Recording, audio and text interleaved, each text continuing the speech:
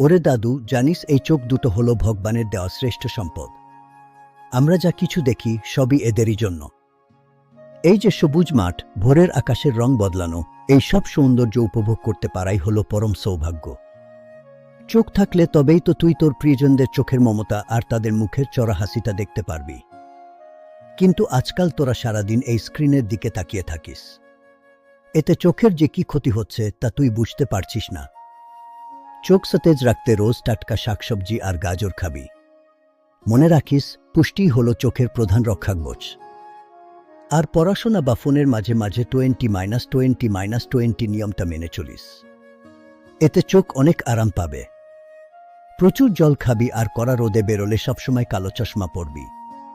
চোখের মণিটাকে সাবধানে আগলে রাখতে হয়। চোখের যত্ন নে দাদুভাই, তবেই তো এই পৃথিবীটাকে সারা জীবন এমন সুন্দর দেখতে পারবি। ভালো থাকিস।